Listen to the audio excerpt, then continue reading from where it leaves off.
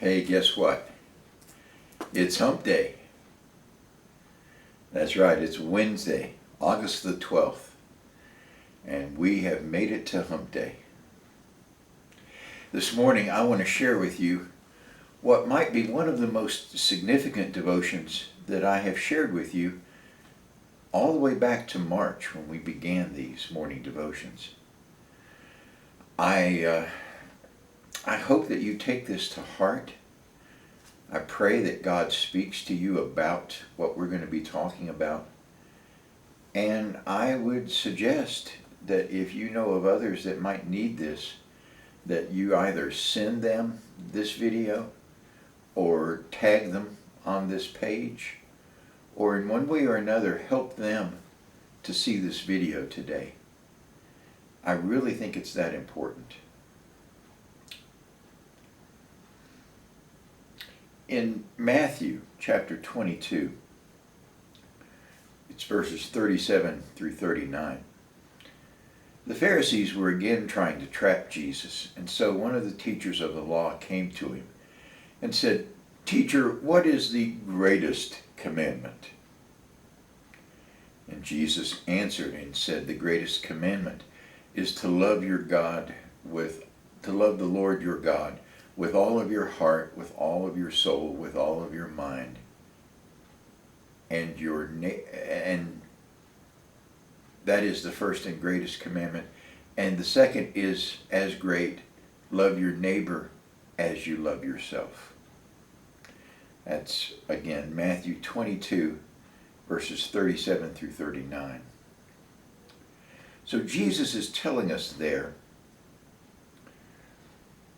that there is a connection between our loving others and our loving ourselves. Love your neighbor as you love yourself. I've discovered, and maybe you have too, maybe you'll admit it this morning, a lot of us don't like ourselves. A lot of us spend time thinking about the things that we hate about ourselves. We can come up with a long list, can't we? When we hate ourselves, we can't love our neighbor. Love your neighbor as you love yourself. I hate my neighbor. Therefore, I'm not going to be able to love. I hate myself. I'm not going to be able to love my neighbor. Well, I don't really hate myself. I just recognize that I'm not very important. Well, who told you that? It wasn't God. Because God describes you as a masterpiece. He describes you as someone who is precious to Him. God puts such worth on you that He sent His only Son to die for you. You have worth. You have value. We need to stop tearing ourselves down and see ourselves as God sees us, as individuals with value and worth and beauty. We must learn to love ourselves before we can truly love our neighbor. Loving yourself begins by accepting yourself as God has created you. Well, I wish God had made me taller, or I wish God had made me a brunette instead of a redhead. I wish God had given me blue eyes instead of green. Accept who you are, because God created you and He knew what was best when He created you. You can be the best you possibly can be if you will accept that God has created you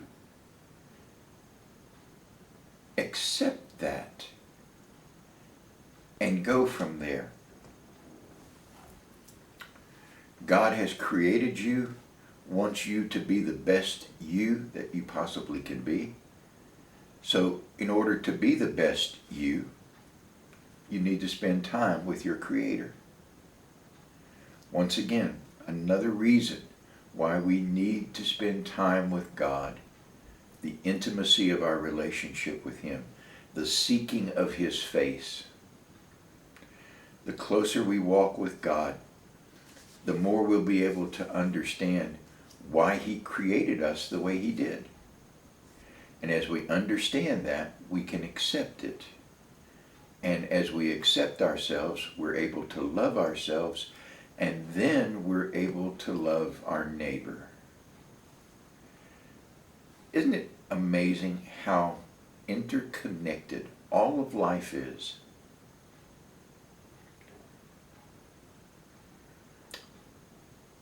Today, on this Wednesday, August the 12th,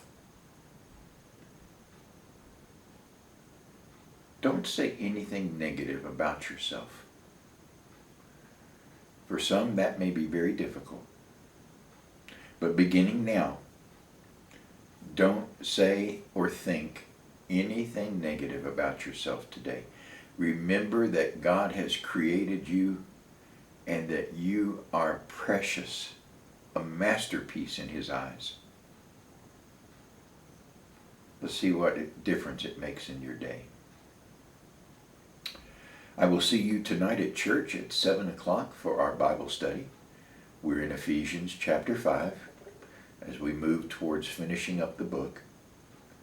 I hope that you'll be there tonight because you need the relationship. God bless your Wednesday. See you tonight.